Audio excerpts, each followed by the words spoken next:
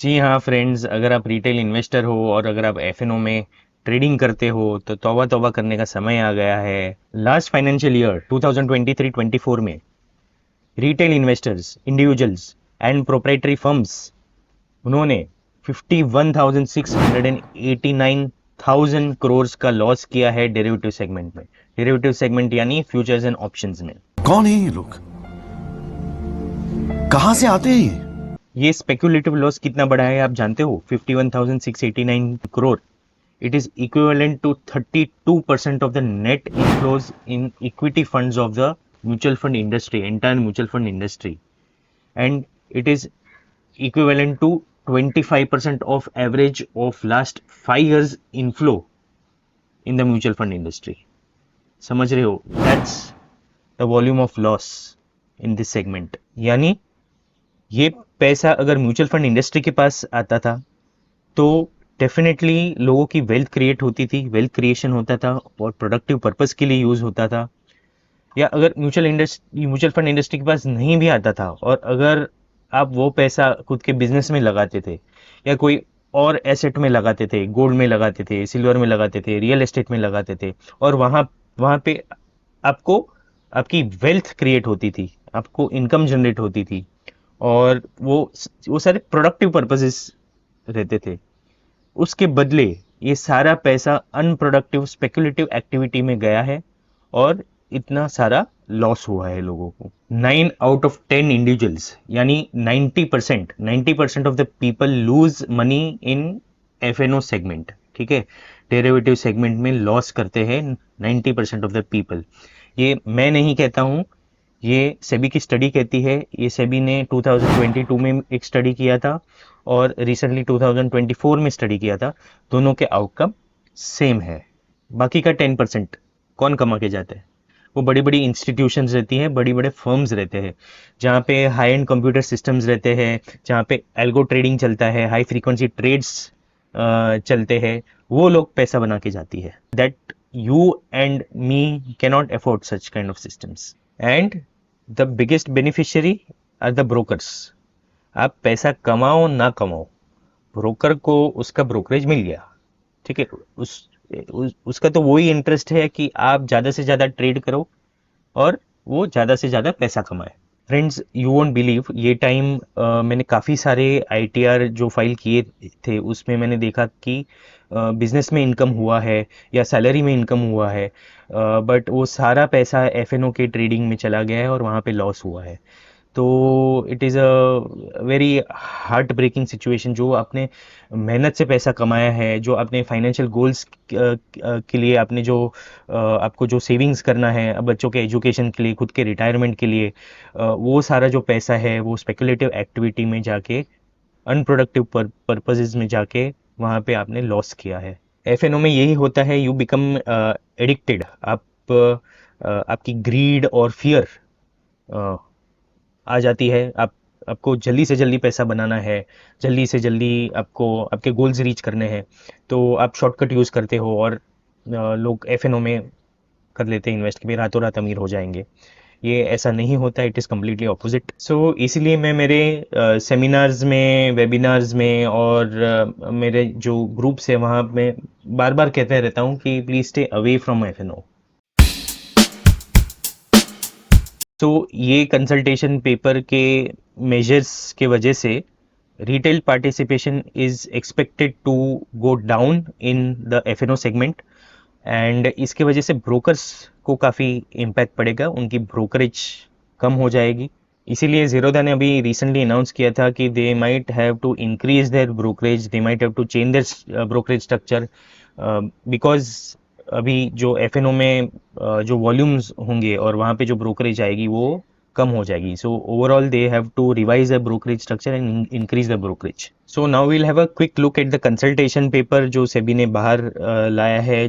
क्या क्या मेजर्स है वहाँ पे, क्या क्या प्रपोजल्स है, वो हम देख लेंगे। तो सबसे पहले हम इसके टाइटल पे गौर करेंगे। क्या बोल रहा है कि it is a consultation paper on measures to strengthen index derivatives. Index derivatives की बात कर रहा है, स्टॉक स्पेसिफिक स्टॉक डेरिवेटिव्स की बात नहीं कर रहा है। So index derivative framework for increased investor protection, intent क्या है, इन्वेस्टर को प्रोटेक्ट करे एंड मार्केट स्टेबिलिटी, मार्केट में स्टेबिलिटी लाए, स्पेकुलेटिव एक्टिविटीज कम हो, ये इंटेंट से इसे इंट्रोड्यूस किया गया है। सो जैसे कि आप यहाँ पे देख सकते हैं, सेबी ने टर्नओवर का एनालिसिस किया है of the weekly expiry various contracts of July. तो यहाँ पे आप देख सकते हैं कि एक्सपायरी डे पे सबसे ज़्यादा वॉल्यूम हुआ है, यहाँ पे 96%, 97%, 64%, 62%।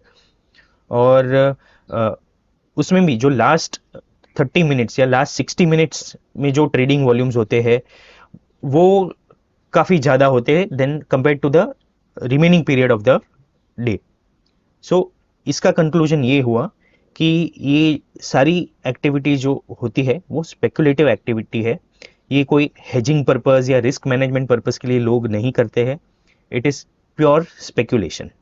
सभी लोग अपना खुद का काम धंधा छोड़ के एफ ट्रेडिंग में लग गए हैं।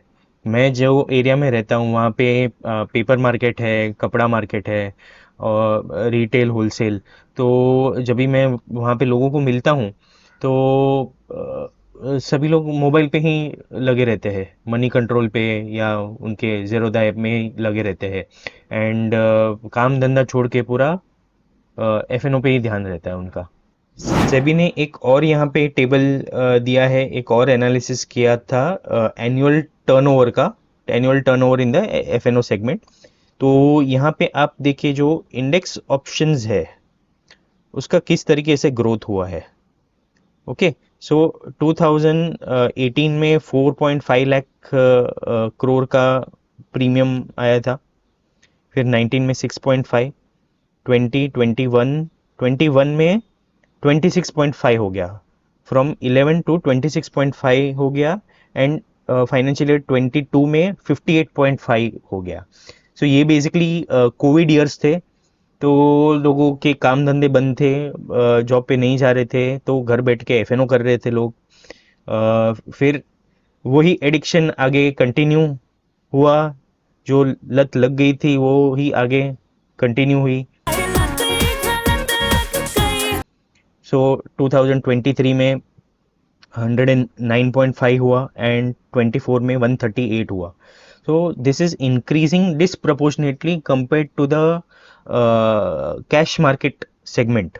वहाँ पे जो वॉल्यूम जो परसेंटेज इंक्रीज है उससे ये काफ़ी डिसप्रपोर्शनेटली इंक्रीज हो रहा है।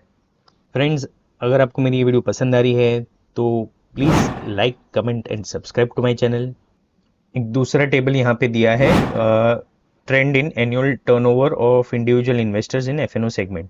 तो यहाँ पे आप देख सकते हो कि 2018 में out of 100 rupees that were invested in F and O segment, only 2% were invested in index options.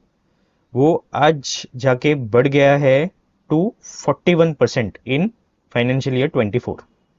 Okay, 20 financial year 23 में 38 था, 24 में 41 हो गया है।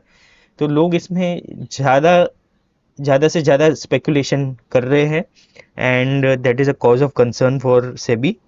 ये हमने वॉल्यूम का एनालिसिस देख लिया, अभी प्राइस का एनालिसिस देख लेते हैं। तो जैसे कि आप यहाँ पे टेबल देख सकते हो, intraday Nifty movement, Thursday expiry, ठीक है।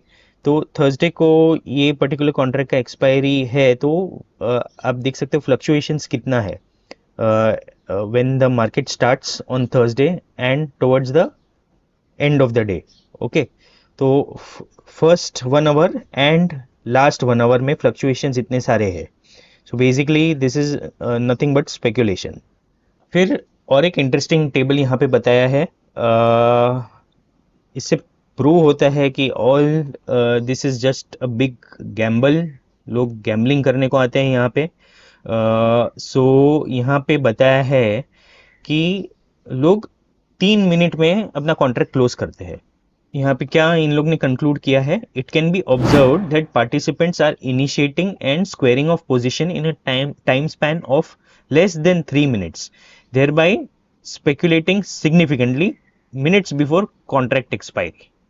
ओके, तो यहाँ पे इन्होंने क्या बताया है, 3-3 मिनट का गैप लिया है, इंटरवल्स लिया है, और in that interval open interest में कोई चेंज नहीं आया है towards the beginning and towards the and.